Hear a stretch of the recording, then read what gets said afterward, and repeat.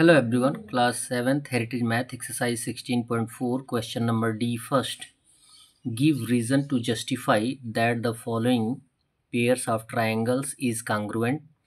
जो नीचे दिए गए दो ट्रायंगल्स हैं उनमें आपको रीजंस बताना है कि ये दोनों ट्रायंगल किस आधार पे कॉन्ग्रुएंट हैं and name the correct correspondence और किस आधार पे कॉन्ग्रुएंट हैं उसको आपको बताना है। जैसा कि आपको दो ट्रायंगल दिए गए हैं, ये भी राइट एंगल ट्रायंगल है, ये भी राइट एंगल ट्रायंगल है, यानी ए बी जो वैल्यू है वो नहीं दिया गया है और जबकि बी सी का वैल्यू दिया गया है और यहाँ पर भी बेस दिया गया है, एफ डी का वैल्यू है 4 सेंटीमीटर और हाइपोटेंस का वैल्यू दिया गया है 6 सेंटीमीटर और ए सी हाइपोटेंस है 6 सेंटीमीटर दिया गया है। तो साइड एंगल, साइड की बात करते हैं, ये राइट एंगल ट्रायंगल है, हाइपोटेंस है, दोनों में हाइपोटेंस दिया गया है और एक साइड दिया गया है, तो इसको आर एच एस कॉन्ग्रुएंसी पर हम शो कर सकते हैं कि ये दोनों कॉन्ग्रुएंट हैं। लिखा जाएगा F D equal B C, F D equal B C दोनों बेस हैं, angle F equal angle B, angle F equal angle B दोनों 90 डिग्री के इक्वल है and D E equal A C, D E equal क्या है, A C है, दोनों hypotenuse हैं। तो here hypotenuse and one side is equal of a right angle triangle, so triangle F D E is congruent to triangle A B C by R H S congruency हमने proof कर दिया है।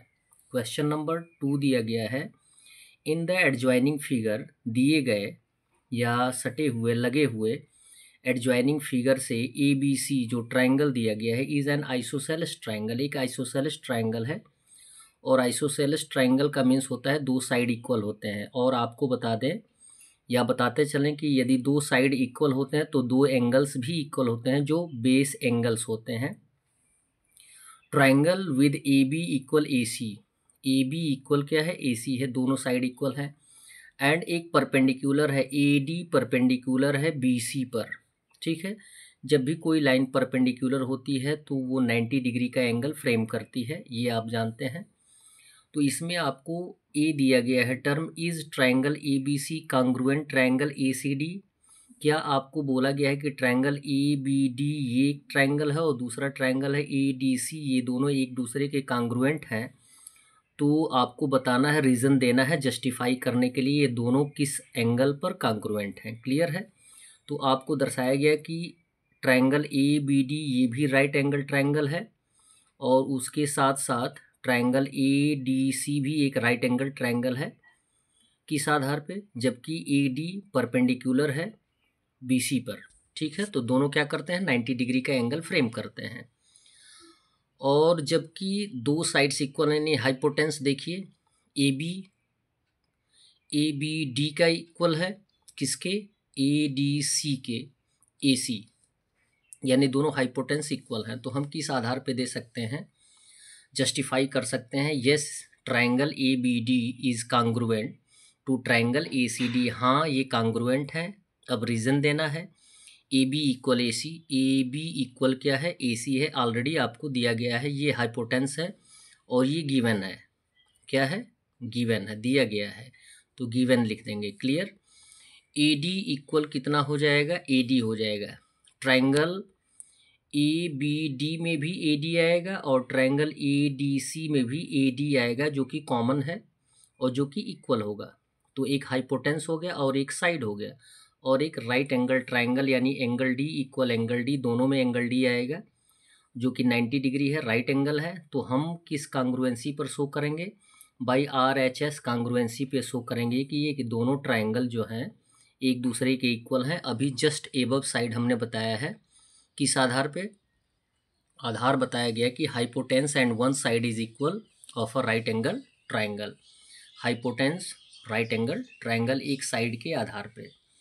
फिर next condition दिया गया है B, B दिया गया है, are the angles opposite equal sides of the isosceles triangle equal. क्या अपोजिट साइड्स जो होते हैं जो कि आइसोसेलेस ट्रायंगल होता है उसका इक्वल होता है एंगल? यस होता है। और जबकि ये प्रॉपर्टीज़ आपको बताई गई है। Yes, by the property of an isosceles triangle we know that base angles are equal, तो angle B equal angle C हो जाएगा। जैसे आपको दिया गया है कि यदि ये दोनों साइड इक्वल हैं तो ये जो बेस एंगल्स होंगे वो भी इक्वल हो जाएंगे, एंगल बी और एंगल सी एक दूसरे के इक्वल हो जाएंगे। सी कंडीशन दिया गया, does line segment A D bisect B C, क्या A D line segment B C को बाइसेक्ट करता है? बाइसेक्ट मीन्स होता है टू इक्वल पार्ट में डिवाइड करता है, तो लिखेंगे yes. Since we know that A D is an altitude, यद्यपि हम ये जानते हैं कि ए डी क्या है, ए डी जो हमने स्केच किया है वो एक अल्टीट्यूड है और of triangle A B C का, when A D perpendicular on B C, और जबकि ए डी बी सी पर परपेंडिकुलर है, so A D bisects B C into two equal parts.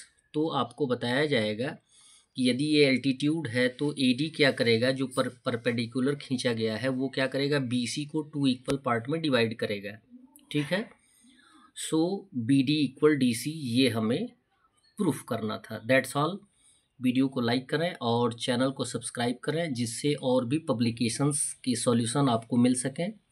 धन्यवाद।